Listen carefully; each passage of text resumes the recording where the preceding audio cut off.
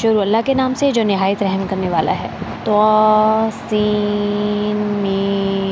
یہ اس کتاب کی آیتیں ہیں جو حقیقت واضح کرنے والی ہے۔ ہم ایمان والے لوگوں کے فائدے کے لیے تمہیں موسیٰ اور فرعون کے کچھ حالات ٹھیک ٹھیک پڑھ کر سناتے ہیں۔ واقعہ یہ ہے کہ فرعون نے زمین میں سرکشی اختیار کر رکھی تھی اور اس نے وہاں کے باشندوں کو الگ الگ گروہوں میں تقسیم کر دیا تھا، جن میں سے ایک گروہ کو اس نے اتنا دبا کر رکھا ہوا تھا کہ ان کے بیٹوں کو ذبح کر دیتا اور ان کی عورتوں کو زندہ چھوڑ دیتا۔ حقیقت یہ ہے کہ وہ ان لوگوں میں سے تھا جو فساد پھیلایا کرتے ہیں، اور ہم یہ چاہتے تھے کہ جن لوگوں کو زمین میں دبا کر رکھا گیا ہے ان پر احسان کریں، ان کو پیشوا بنائیں، انہی کو ملک و مال کا وارث بنائیں اور انہیں زمین میں اقتدار عطا کریں، اور فرعون، حامان اور ان کے لشکروں کو وہی کچھ دکھا دیں جس سے بچاؤ کی وہ تدبیریں کر رہے تھے۔ اور ہم نے موسیٰ کی والدہ کو الہام کیا کہ تم اس بچے کو دودھ پلاؤ، پھر جب تمہیں اس کے بارے میں کوئی خطرہ ہو تو اسے دریا میں ڈال دینا اور ڈرنا نہیں اور نہ صدمہ کرنا۔ یقین رکھو ہم اسے واپس تمہارے پاس پہنچا کر رہیں گے اور اس کو پیغمبروں میں سے ایک پیغمبر بنائیں گے۔ اس طرح فرعون کے لوگوں نے اس بچے یعنی حضرت موسیٰ علیہ السلام کو اٹھا لیا تاکہ آخرکار وہ ان کے لیے دشمن اور غم کا ذریعہ بنے۔ بے شک فرعون، حامان اور ان کے لشکر بڑے خطا کار تھے، اور فرعون کی بیوی نے فرعون سے کہا کہ یہ بچہ میری اور تمہاری آنکھوں کی ٹھنڈک ہے، اسے قتل نہ کرو، کچھ بعید نہیں یہ ہمیں فائدہ پہنچائے یا ہم اسے بیٹا بنا لیں۔ اور یہ فیصلہ کرتے وقت انہیں انجام کا پتہ نہیں تھا۔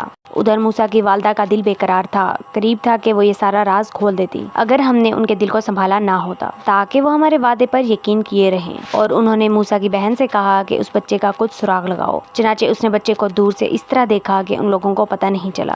اور ہم نے موسیٰ پر پہلے ہی سے یہ بندش لگا دی تھی کہ وہ دودھ پلانے والیاں انہیں دودھ نہ پلا سکیں، اس لیے ان کی بہن نے کہا کیا میں تمہیں ایسے گھر کا پتہ بتاؤں جس کے لوگ تمہارے لیے اس بچے کی پرورش کریں اور اس کے خیر خواہ رہیں۔ اس طرح ہم نے موسیٰ کو ان کی ماں کے پاس لوٹا دیا تاکہ ان کی آنکھ ٹھنڈی رہے اور وہ غمگین نہ ہوں، اور تاکہ انہیں اچھی طرح معلوم ہو جائے کہ اللہ کا وعدہ سچا ہے، لیکن اکثر لوگ نہیں جانتے۔ اور جب موسیٰ اپنی بھرپور توانائی کو پہنچے اور پورے جوان ہو گئے تو ہم نے انہیں حکمت اور علم سے نوازا، اور نیک لوگوں کو ہم یوں ہی صلہ دیا کرتے ہیں۔ اور ایک دن وہ شہر میں ایسے وقت داخل ہوئے جب اس کے باشندے غفلت میں تھے، تو انہوں نے دیکھا کہ وہاں دو آدمی لڑ رہے تھے، ایک تو ان کی اپنی برادری کا تھا اور دوسرا ان کی دشمن قوم کا۔ اب جو شخص ان کی برادری کا تھا اس نے انہیں ان کی دشمن قوم کے آدمی کے مقابلے میں مدد کے لیے پکارا۔ اس پر موسیٰ نے ان کو ایک مکہ مارا جس نے اس کا کام تمام کر دیا۔ پھر انہوں نے پچھتا کر کہا کہ یہ تو کوئی شیطان کی کارروائی ہے، حقیقت یہ ہے کہ وہ ایک کھلا دشمن ہے جو غلط راستے پر ڈال دیتا ہے۔ کہنے لگے میرے پروردگار، میں نے اپنی جان پر ظلم کر لیا، آپ مجھے معاف فرما دیجیے۔ چنانچہ اللہ نے انہیں معاف کر دیا، یقیناً وہی ہے جو بہت بخشنے والا بڑا مہربان ہے۔ موسیٰ نے کہا میرے پروردگار، آپ نے مجھ پر انعام کیا ہے تو میں آئندہ کبھی مجرموں کا مددگار نہیں بنوں گا۔ پھر صبح کے وقت وہ شہر میں ڈرتے ڈرتے حالات کا جائزہ لے رہے تھے، اتنے میں دیکھا کہ جس شخص نے کل ان سے مدد مانگی تھی وہ پھر انہیں فریاد کے لیے پکار رہا ہے۔ موسیٰ نے اس سے کہا کہ معلوم ہوا کہ تم تو کھلم کھلا شریر آدمی ہو۔ پھر جب انہوں نے اس شخص کو پکڑنے کا ارادہ کیا جو ان دونوں کا دشمن تھا تو اس اسرائیلی نے کہا موسیٰ، کیا تم مجھے بھی اسی طرح قتل کرنا چاہتے ہو جیسے تم نے کل ایک آدمی کو قتل کر دیا تھا؟ تمہارا مقصد اس کے سوا کچھ نہیں کہ تم زمین میں اپنی زبردستی جماؤ اور تم مسلح بننا نہیں چاہتے۔ اور اس کے بعد یہ ہوا کہ شہر کے بالکل دور دراز علاقے سے ایک شخص دوڑتا ہوا آیا۔ اس نے کہا کہ موسیٰ، سردار لوگ تمہارے بارے میں مشورہ کر رہے ہیں کہ تمہیں قتل کر ڈالیں،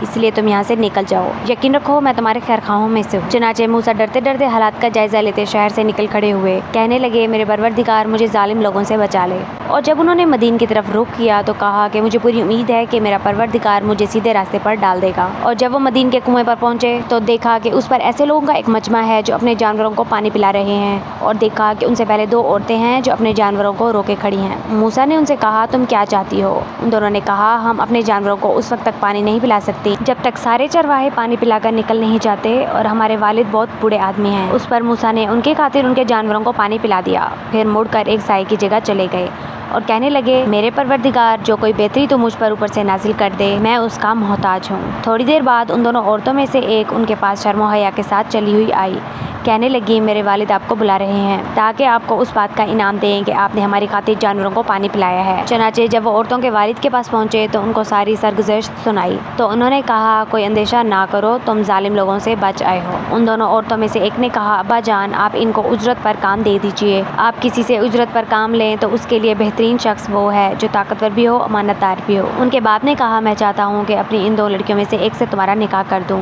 بشرط یہ کہ تم 8 سال تک اجرت پر میرے پاس کام کرو، پھر اگر تم 10 سال پورے کر دو تو یہ تمہارا اپنا فیصلہ ہوگا اور میرا کوئی ارادہ نہیں ہے کہ تم پر مشقت ڈالوں۔ انشاءاللہ تم مجھے ان لوگوں میں سے پاؤ گے جو بھلائی کا معاملہ کرتے ہیں۔ موسیٰ نے کہا یہ بات میرے اور آپ کے درمیان طے ہو گئی، دونوں مدتوں میں سے جو بھی میں پوری کر دوں تو مجھ پر کوئی زیادتی نہ ہوگی، اور جو بات ہم کر رہے ہیں اللہ اس کا رکھوالا ہے۔ پھر جب موسیٰ نے وہ مدت پوری کر لی اور اپنی اہلیہ کو لے کر چلے تو انہوں نے کوہ طور کی طرف سے ایک آگ دیکھی۔ انہوں نے اپنے گھر والوں سے کہا ٹھہرو، میں نے ایک آگ دیکھی ہے، شاید میں وہاں سے تمہارے پاس کوئی خبر لے آؤں یا آگ کا کوئی انگارہ اٹھا لاؤں تاکہ تم گرمائی حاصل کر سکو۔ چنانچہ جب وہ اس آگ کے پاس پہنچے تو دائیں وادی کے کنارے پر جو برکت والے علاقے میں واقع تھی ایک درخت سے آواز آئی کہ اے موسیٰ، میں ہی اللہ ہوں، تمام جہانوں کا پروردگار۔